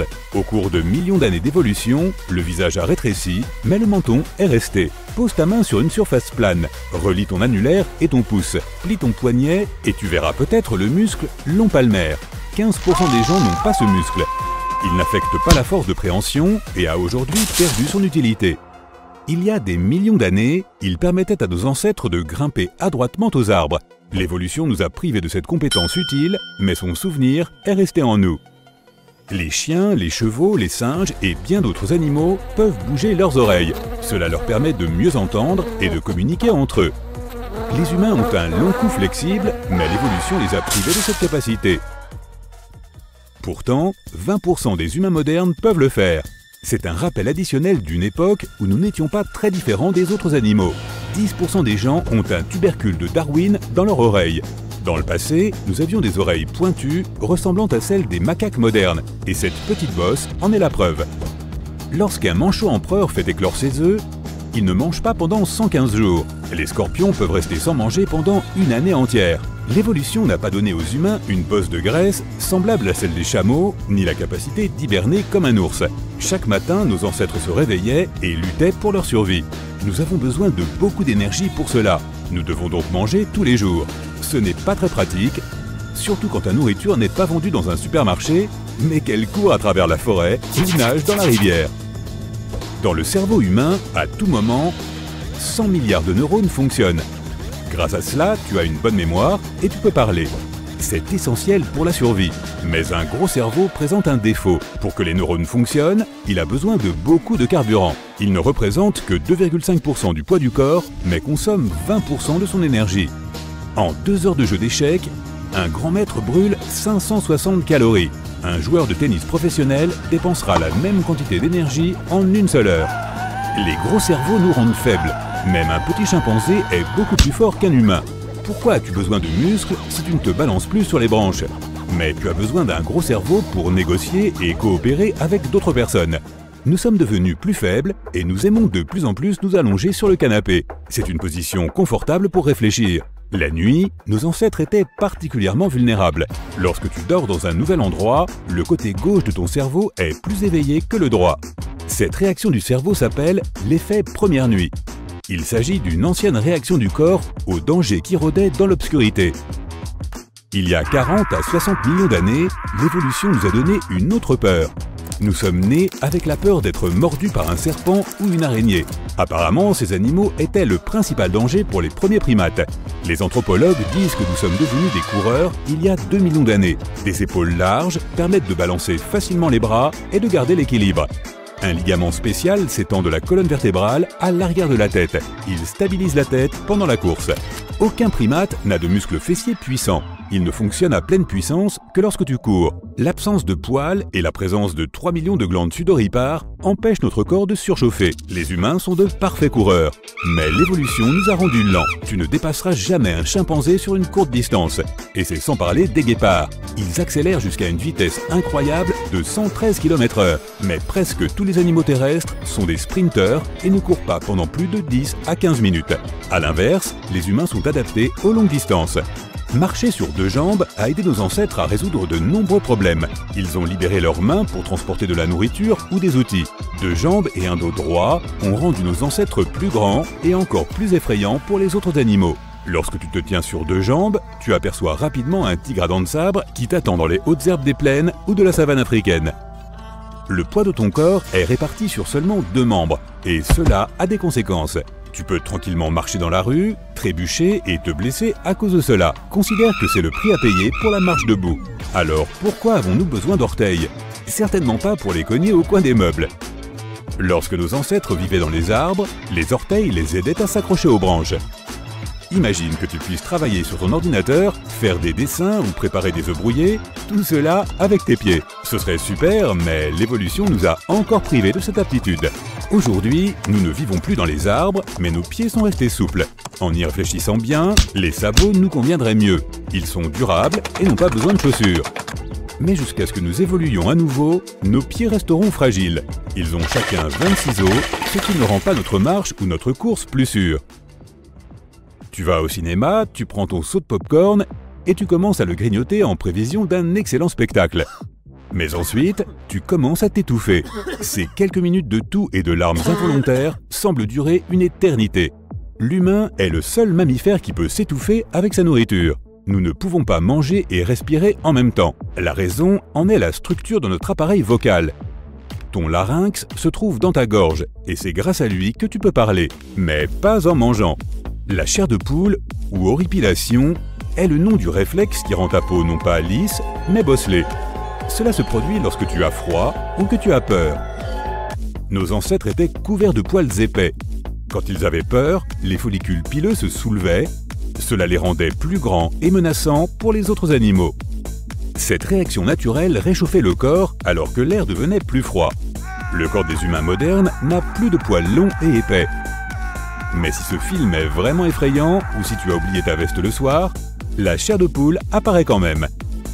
Les ours, les hérissons, les chauves-souris, certaines tortues, les poissons et les insectes, toutes ces créatures ont une chose en commun, elles hibernent. Les scientifiques affirment que nos ancêtres étaient aussi sur cette liste. Dans une grotte du nord de l'Espagne, des chercheurs ont trouvé des ossements fossilisés d'humains préhistoriques. L'analyse a montré qu'il y a 500 000 ans, les humains pouvaient passer plusieurs mois à hiberner comme les ours. Grâce à cela, ils ont survécu à la période glaciaire. Nos yeux nous permettent de voir la poussière dans l'air et les énormes montagnes à l'horizon. Nous voyons le monde en couleurs et reconnaissons les visages des autres. Et lorsqu'il fait plus sombre, notre vision s'adapte rapidement aux nouvelles conditions. Mais nous ne voyons pas bien dans l'obscurité. L'évolution ne nous a pas donné la vue d'un tarsier. Ce primate, de la taille d'une batte de baseball, peut parfaitement voir dans l'obscurité. Les tarsiers pourraient facilement attraper un scarabée volant dans la forêt nocturne. Toutefois, tu ne voudrais peut-être pas que tes yeux occupent la majeure partie de ton visage. Et les scarabées ne font pas vraiment partie de tes encas préférés après la tombée de la nuit, si? C'était le 10 avril 1912. Richard venait de partir de Southampton en Angleterre à bord du navire le plus célèbre de l'époque, surnommé l'Insubmersible. Comme il venait d'assister à une quasi-collision avec le SS City of New York, il décida d'écrire à sa femme pour lui raconter cet incident effrayant. « Ma très chère Sal, nous nous en sommes sortis hier après beaucoup de difficultés. » Il était loin de se douter qu'à peine 4 jours plus tard, sa plume et le bateau sur lequel il se trouvait seraient perdus à jamais au fond de l'océan Atlantique Nord. Était-ce là une sorte de mauvais présage? Richard a-t-il pressenti ce qui allait se passer à bord? Au cas où tu ne l'aurais pas encore compris, Monsieur Richard Geddes était à bord du Titanic le jour où il a écrit cette lettre à sa femme. Le 14 avril 1912, le navire semblait perdu à jamais. Avec lui, de nombreux secrets et trésors se sont déposés au fond de l'océan.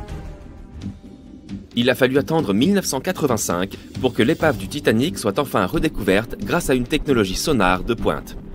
Depuis, les scientifiques ont réussi à récupérer des milliers d'objets dans le bateau naufragé et un grand nombre d'entre eux ont été exposés ou vendus aux enchères. Par exemple, des bijoux, un gilet de sauvetage, un menu de restaurant du navire et même un morceau de moquette d'une cabine de première classe. Tous ces objets ont captivé l'attention du public, comme les diverses histoires des personnes à bord. Les scientifiques ont même cherché à remonter entièrement le Titanic afin de l'étudier convenablement et faire en sorte qu'il ne s'abîme pas davantage. Certains ont suggéré de remplir l'épave de balles de ping-pong pour qu'elle flotte jusqu'à la surface, et d'autres ont même envisagé d'injecter 180 000 tonnes de vaseline dans sa carcasse. Une autre stratégie envisagée consistait à utiliser quelques 450 000 tonnes d'azote liquide afin de piéger le vaisseau dans une sorte d'iceberg artificiel qui le ferait alors remonter par lui-même jusqu'à la surface. Mais toutes ces stratégies ont finalement dû être abandonnées, l'épave étant bien trop fragile pour être récupérée ainsi. Le Titanic est peut-être l'un des navires naufragés les plus intéressants. En tout cas, le plus célèbre. Mais les plongeurs en eau profonde ont encore beaucoup d'autres histoires à nous rapporter. Il arrive que parfois des avions se retrouvent au fond de l'océan.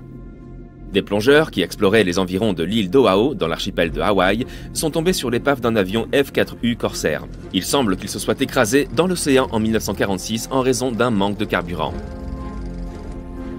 Si tu pouvais plonger assez profondément, tu pourrais même tomber sur des statues et des objets disparus depuis très longtemps. Par exemple, les vestiges du seul parc archéologique sous-marin du monde au large de la côte de Naples, en Italie. On y trouve les ruines de l'ancienne ville romaine de Bayès.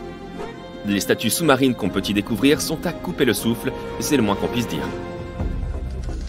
Dans une tournure plutôt ironique des événements, une partie de l'équipement que nous comptions utiliser pour nous rendre sur la Lune a été perdue au fond de la mer pendant de longues années. Mais comment cela a-t-il bien pu arriver? À partir de la fin des années 60 et jusqu'au début des années 70, de nombreuses fusées Apollo ont été lancées en orbite autour de la Terre et de la Lune. Lorsque le véhicule spatial atteignait une altitude d'environ 61 km, son premier étage, comprenant les moteurs, se séparait du corps principal. On pensait alors que ses composants étaient détruits ou perdus à jamais. Vraiment? En 2012, une équipe de spécialistes a découvert un ensemble de moteurs de fusée à 4 km au large des côtes de la Floride. Après 2 ans de restauration, ils ont été confiés au musée de l'aviation de Seattle qui les expose au public. Peux-tu t'imaginer une ville entière plongée sous l'eau? En 2001, une telle ville a été découverte dans le golfe de Cambay, au large des côtes indiennes. Certains archéologues pensent qu'il s'agit de la plus ancienne ville de l'histoire. Pour comparaison, elle fait presque la taille de Manhattan et est constituée de murs massifs et de grandes places. Les plongeurs ont découvert des fragments de sculptures, des œuvres d'art et même ce qui semblait être d'anciens meubles en bois, vieux de 9500 ans, soit 5000 ans de plus que tout ce qu'on a pu trouver jusqu'ici. Ok, et maintenant, pourquoi pas une rivière sous-marine? Je ne peux même pas imaginer à quoi cela ressemblerait, mais des plongeurs affirment en avoir vu au sud de Tulum, au Mexique. Est-ce réellement possible? Eh bien, pas vraiment. Car le cénote Angelita n'est pas une véritable rivière, mais un type très spécial d'illusion d'optique. Formé par une halocline, c'est-à-dire un nuage de sulfure d'hydrogène présent au fond de cette grotte sous-marine. Mais il se trouve que tu peux nager à travers ce nuage, ce qui te donnera l'impression de te déplacer dans une masse d'eau en mouvement. On ne trouve pas seulement des objets inanimés sous l'eau. Certaines découvertes concernent également des créatures marines plutôt effrayantes. Tu aimerais probablement éviter les méduses si tu ne raffoles pas des piqûres. Mais cette méduse géante, également connue sous le nom de méduse à crinière de lion, est la plus grande de son genre d'après ce que nous savons.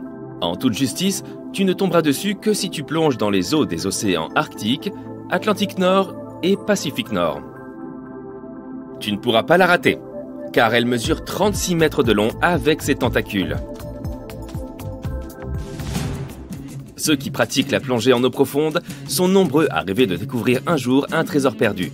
Un plongeur a touché le jackpot lorsqu'il est tombé sur un trésor d'une valeur de près d'1 million de dollars au fond de la mer. C'était en 2015. Ce plongeur chanceux nageait juste au large des côtes de la Floride. Qu'a-t-il trouvé? Eh bien, environ 51 pièces d'or, 12 mètres de chaîne en or et une pièce unique et rare qui avait été taillée spécialement pour le roi d'Espagne, Philippe V. En parlant de trésors perdus, il est arrivé aussi que des plongeurs trouvent des bateaux pirates. Ils ont découvert l'une de ces épaves en 2015, au large de la côte colombienne, datant du XVIIIe siècle. La valeur de ce navire disparu a été estimée entre 4 et 17 milliards de dollars, car il contenait des richesses, des pierres précieuses, de l'or et d'innombrables d'autres objets de grande valeur. En comparaison, il y a une île entière, dans les Bahamas, qui est à vendre pour 75 millions de dollars. Un ordinateur est la dernière chose que tu t'attendrais à découvrir sous l'eau, n'est-ce pas? Et s'il ne s'agissait pas d'un ordinateur ordinaire, mais d'un ordinateur ancien? Un plongeur l'a découvert par hasard entre 1900 et 1901, sur le lieu d'un naufrage situé au large d'une île grecque. Les chercheurs pensent que cet étrange engin en pierre est la forme la plus ancienne d'un ordinateur. Il a été conçu à de nombreuses fins, notamment pour prédire les positions astronomiques ainsi que les éclipses sur le calendrier. Comme l'humanité a perdu la plupart des technologies de cette époque, il est incroyable que l'on soit tombé sur cet objet après des siècles. Cela nous a permis d'en apprendre beaucoup sur les Grecs de l'Antiquité. L'ordinateur se trouve maintenant au Musée archéologique national d'Athènes, si jamais tu voudrais le voir en personne. Ceci doit être l'un des endroits les plus mystérieux sur Terre. On l'appelle la fosse des Mariannes, et c'est la zone la plus profonde de tous les océans. Nous ne connaissons pas sa profondeur exacte, car il est très difficile de la mesurer, mais elle devrait faire environ 11 km et être 5 fois plus longue que le Grand Canyon. Des scientifiques ont étudié pour la première fois cet énorme trou en 1875 à l'aide d'une corde lestée. En 2012, le réalisateur canadien James Cameron a atteint le fond de la fosse à bord du submersible Deep Sea Challenger. Certaines des créatures les plus étranges de la planète vivent dans cet endroit, notamment la pieuvre Dumbo, le concombre de mer et le requin lutin. La fosse des Mariannes tient son nom des îles voisines, elle-même nommée Las Marianas en l'honneur de la reine espagnole Marianne d'Autriche. Le Canada est connu pour ses montagnes enneigées, ses immenses forêts, ses lacs, ses habitants chaleureux et son délicieux sirop d'érable. Eh bien, on peut ajouter une autre chose à la liste.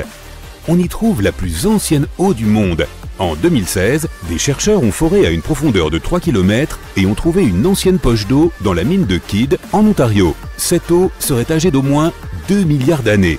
Cette eau se trouvait dans l'une des cavernes les plus profondes du sol canadien, qui compte plus de 3 millions de kilomètres carrés.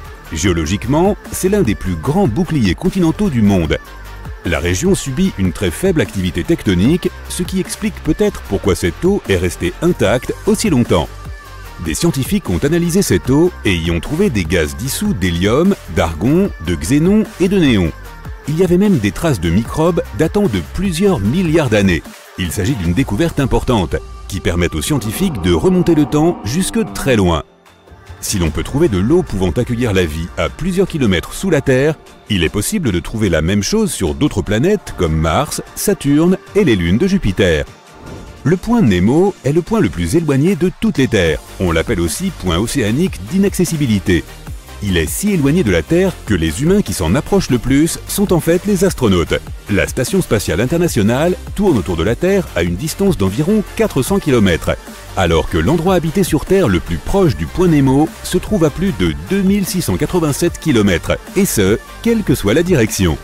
Comme son nom officiel est un peu long, il a été surnommé Point Nemo en référence au capitaine Nemo de 20 000 lieues sous les mers. Nemo signifie « personne » en latin, ce qui convient parfaitement à cette région du globe. La forêt tordue se trouve à Gryfino, en Pologne. Il s'agit d'un groupe d'environ 400 pins au tronc courbé qui ont été plantés dans les années 30. Ils penchent vers le nord à un angle de 90 degrés à partir de la base de l'arbre, puis font demi-tour pour finir par remonter droit vers le ciel.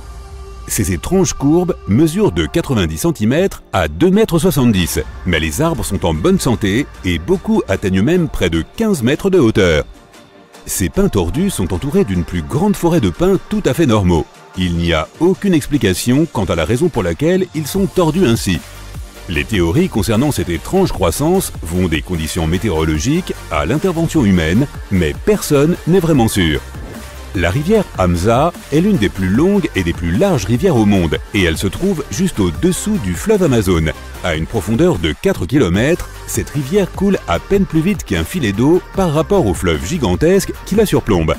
L'Amazone se déverse dans l'Atlantique à raison d'un débit d'environ 133 millions de litres par seconde, tandis que l'Hamza ne parvient qu'à 3,8 millions de litres par seconde. De longueur à peu près égale à celle de l'Amazone, soit environ 6000 km, c'est sa largeur qui a stupéfié le monde scientifique. Elle mesure entre 200 et 400 km, alors que l'Amazone atteint 100 km de large au maximum. La grotte des cristaux a été découverte en 2000 lorsque des mineurs ont drainé l'eau d'une mine de zinc dans l'état de Chihuahua au Mexique. On a alors découvert une grotte enchanteresse remplie de cristaux de gypse colossaux qui mesuraient plus de 10 mètres de long et presque 1 mètre de large. Ils étaient si purs que les scientifiques étaient incapables de déterminer leur âge. Mais les chercheurs pensent avoir découvert un échantillon de bactéries vieilles de 50 000 ans à l'intérieur de l'un de ces cristaux. Également connu sous le nom de rivière aux 5 couleurs, le Caño Cristales est l'une des merveilles naturelles de Colombie. C'est un ensemble de chutes d'eau, de bassins et de cavernes, mais la rivière elle-même est la véritable star. Chaque année, entre juin et novembre, la rivière hypnotise ses spectateurs avec des nuances de jaune, vert, bleu, noir et rouge, créant un véritable arc-en-ciel liquide. Ce phénomène est dû à une plante rouge qui pousse dans la rivière. Les autres couleurs viennent des roches noires, des algues vertes, de l'eau cristalline et du sable jaune. Les couleurs changent chaque année en raison de la croissance de la plante, due aux précipitations, à la température et à la lumière du soleil. Le reste de l'année, cette rivière est juste verte. Des scientifiques d'Hawaï ont découvert que les algues rouges produisent des sons dans l'eau située autour des récifs coralliens. On pensait que ce bruit provenait des crevettes jusqu'à ce que les chercheurs fassent le lien avec la présence d'algues et se mettent à observer des bulles. Lorsque ces algues utilisent la photosynthèse pour se nourrir, elles produisent de minuscules bulles qui s'accumulent sur leur surface. Lorsque ces bulles se détachent, elles émettent un son. Les récifs peuvent être étouffés s'ils sont recouverts par trop d'algues. Le fait de découvrir que la photosynthèse produit un son pourrait aider à la préservation des récifs, car les algues pourraient fournir une alerte précoce aux scientifiques afin qu'ils puissent empêcher l'envahissement des zones vulnérables. Après les fortes pluies et l'activité sismique qui ont frappé la vallée du Grand Rift au Kenya en mars 2018, une faille s'est ouverte sur le sol, mesurant plusieurs kilomètres de long et plus de 15 mètres de large à certains endroits. Concrètement, elle a déchiré l'Afrique en deux. L'Afrique repose sur deux plaques continentales, la nubienne et la somalienne. Avec l'activité du manteau terrestre, ces plaques s'écartent les unes des autres et cela crée d'énormes failles que nous voyons parfois à la surface. Il faudra des millions d'années pour que cet immense continent soit réellement coupé en deux. Mais lorsqu'il le sera, un nouvel océan sera créé. L'eucalyptus deglupta, qui pousse dans les forêts tropicales d'Indonésie, de Papouasie-Nouvelle-Guinée et des Philippines, semble tout droit sorti d'un jeu vidéo ou d'un film fantastique. Pouvant atteindre la hauteur de 76 mètres dans son environnement d'origine, cet arbre unique en son genre a une écorce qui présente des stries vertes, bleues, oranges, violettes et rouges. Lorsque les bandes d'écorce se détachent, les couleurs de l'arbre changent et l'écorce interne vert vif est révélée. Au large de l'île Maurice, dans l'océan Indien, il y a une vue spectaculaire qui vaut vraiment la peine de faire un tour en avion. Ce qui ressemble à une chute d'eau sous-marine est en fait du sable provenant des côtes qui est poussé par les courants océaniques depuis une plateforme côtière et qui tombe dans les profondeurs de l'océan à l'extrémité sud de l'île. Les fonds marins situés autour des îles atteignent généralement 8 à 150 mètres de profondeur, mais ici, ce creux descend sur plusieurs kilomètres, créant l'illusion d'une cascade. Ce plateau océanique n'existait pas il y a quelques millions d'années et il est apparu assez récemment. Les arbres marcheurs de l'Amazonie représentent l'une des manières les plus singulières utilisées par les plantes pour se déplacer et atteindre l'endroit parfait afin de se développer. Ils laissent leurs nouvelles racines remplacer les anciennes, marchant littéralement à la recherche de plus de lumière. Au fur et à mesure que ces nouvelles racines s'enfoncent dans le sol, l'arbre se penche vers elles et abandonne lentement ses anciennes.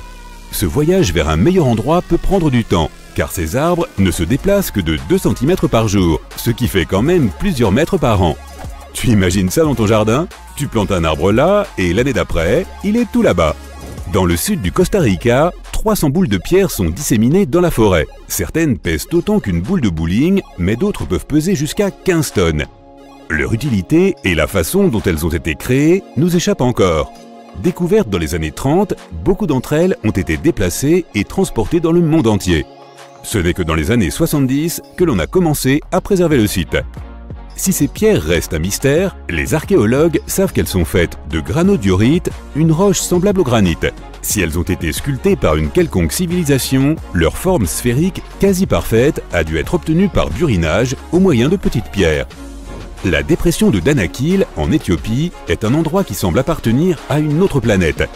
Avec ses bassins de lave, ses sources chaudes aux couleurs fluo et ses vastes étendues de sel, elle enregistre une température moyenne annuelle de 34,4 degrés Celsius.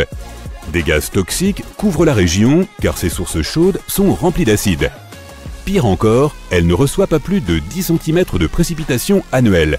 C'est aussi l'un des endroits les plus bas de la planète, à 125 mètres sous le niveau de la mer. Pas étonnant que ce soit l'un des lieux les plus inhospitaliers de la planète.